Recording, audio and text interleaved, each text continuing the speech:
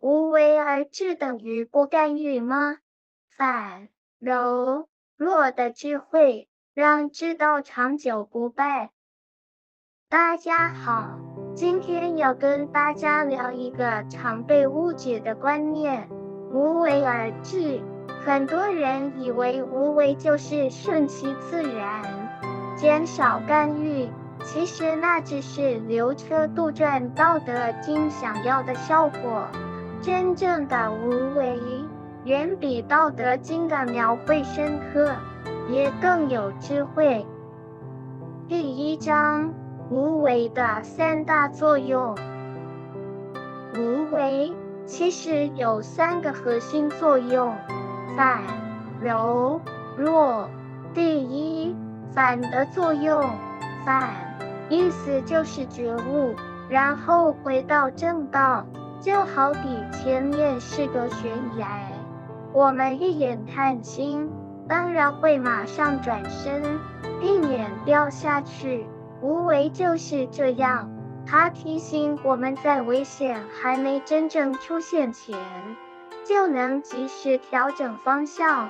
知道有10个层次，就像一张全景地图，能帮助我们判断自己现在正处在哪个位置，也能避免不小心走到尽头，低头栽进深渊。而文明之道就像时间的钟表，让我们知道现在是什么时候。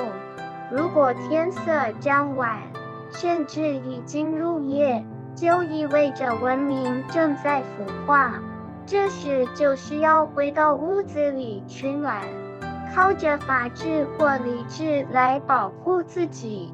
但如果已经迎来黎明白昼，那就是文明重生健康的时刻。这时我们就能走出屋子，准备迈向更高层次的治道。第二，柔的作用。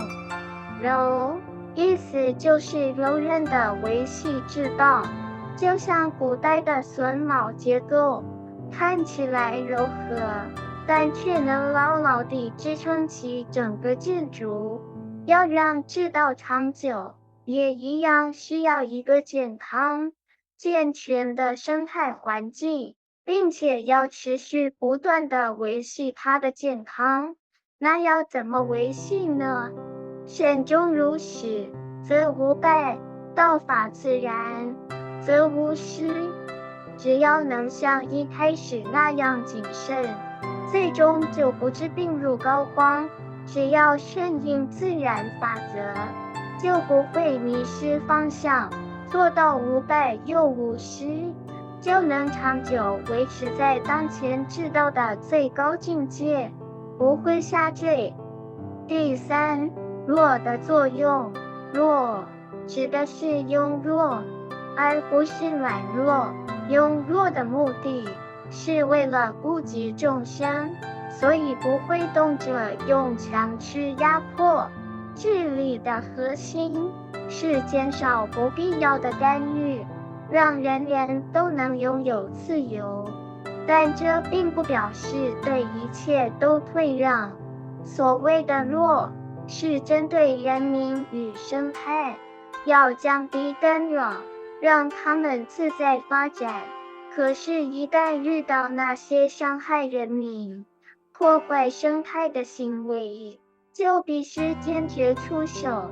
为了保护人民权益与维持生态环境，该用强的时候，就不该手软。第二章，3大作用的着力点。这3个作用分别有不同的着力点。反定位治道，定位治道要先搞清楚2件事。第一，文明之道现在走到哪个阶段？第二，当前的治道又处在什么位置？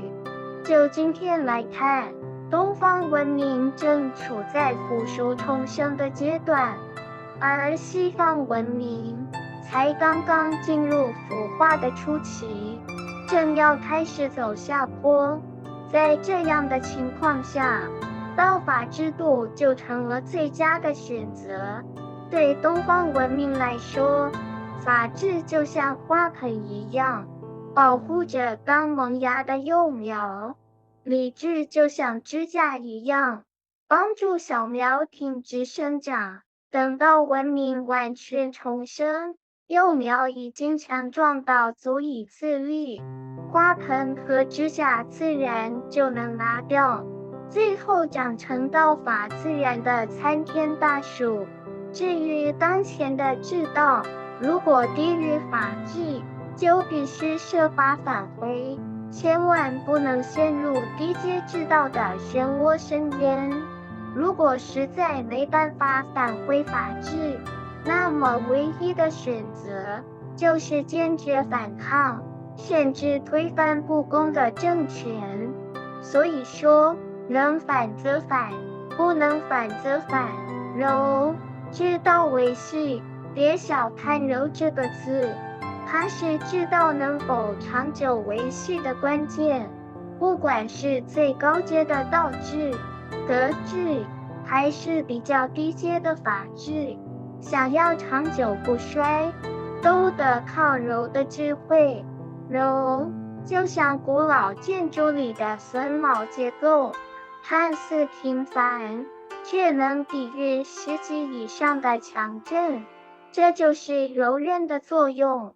那么，柔在法治里怎么发挥作用呢？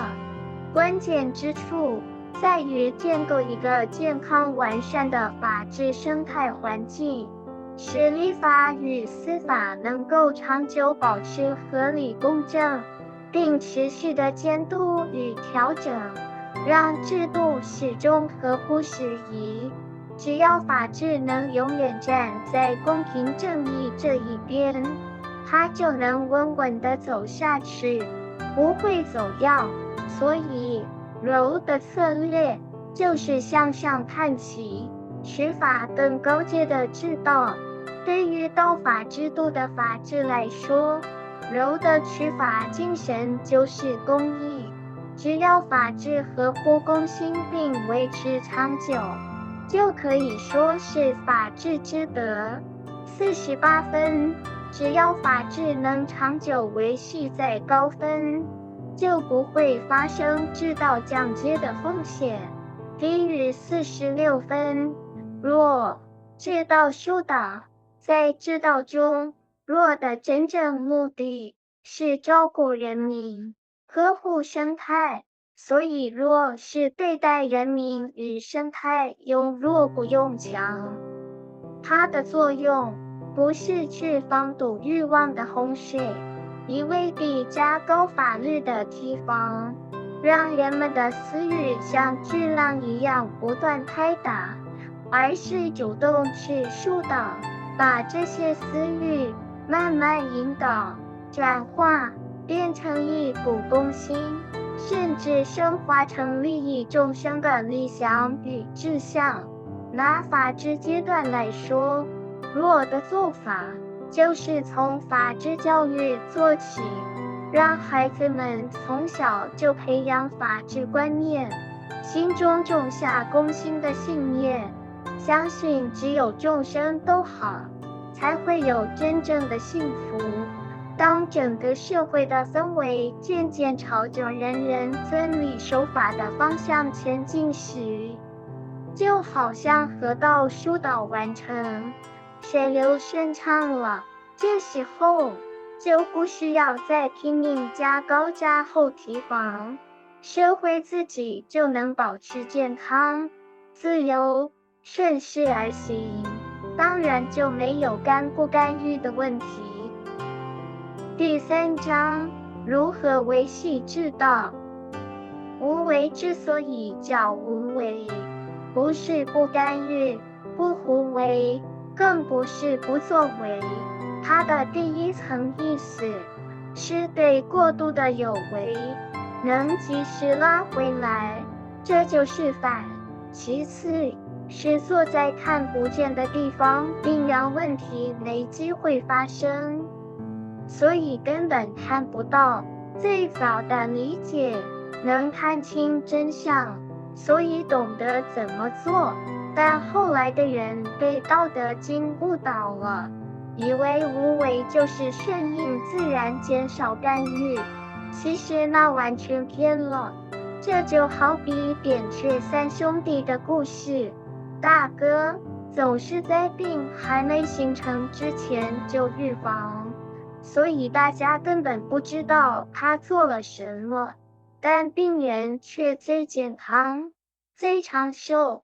而小弟扁鹊呢，他出名是因为病人都已经病得很重才来找他，他用刀针药石大动干戈，名气响亮，利益也最大。所以站在病人的角度，大哥最好；站在医生的角度，老三最好。这就是无为和有为的差别。那无为如何让治道无病无灾、健康长寿呢？关键就在一句话：为之于其无有也，治之于其未乱。也就是要未雨绸缪，事先预防，一旦出现征兆，就立刻治疗。拿市场经济来说吧，如果完全放任市场自流，看似不干预，其实是姑息养奸，因为结果就是污染严重，人心浮躁，利益至上，甚至让资本垄断政治、学术、就业，利出于一口。这种顺其自然的不干预，表面像是无为，实际却是站在君本立场的真有为。等助名利双收，真正的无为，应该是站在民本立场，及早出手，引导返回正轨，避免整个文明跌入深渊。该干预的时候不干预，不但不是出于公心的无为，反而是有违太深的私心作祟。第4章，如何让治道最佳化？我们来看看无为如何让治道保持在最佳状态。首先是反的作用，就是定位治道，也就是提醒我们要选对方向，并且守住警戒线。好比今天我们选择法治这条路，如果发现法治的状态已经低于法治应有的基本义理，就等于踩到红线，马上要回正，不然就会一路下滑。换句话说，反就是在治道出现降阶苗头时，立刻发现并及时治理。接着是柔的作用，是治道维系，让法治长期维持在高分的状态。举个例子，如果立法和司法能一直合乎适宜、合乎公义，那法治就能维持在法治之道的高度。又或者，努力让法治永远合乎公义，这就是维持在法治之德的层次。所以当我们发现法治不再合时宜，或是偏离公心时，就要设法让整个法治生态恢复健康。最后是弱的作用，是治道疏导，重点不是死守提防，等着出事才去修堤救灾，而是从一开始就规划好河道，做好绿化、排沙，并且定期维护，这样水流自然畅通，不会泛滥。放到今天的法治来看，就是要把重点放在法治教育，让人们从小建立公心的信仰，把遵守法律当作自然而然理所当然的事。所以总结一句话，能及时反，治道就不会降阶；能持续柔，治道就不致老化；能善用弱，治道就不必干预。第5章结语。最后，我们来总结一下，无为而治并不是无脑的顺其自然，也不是袖手旁观不做干预，或怕犯错而谨小慎微，更不是干脆摆烂什么都不管。真正的无为是反在方向还没偏离前就及时拉回，柔在知道还没动摇前就防患未然，弱在灾难还没发生前就做好疏导。唯有这样，无为才能让治道慎终如始，长久维持，而不至于失败。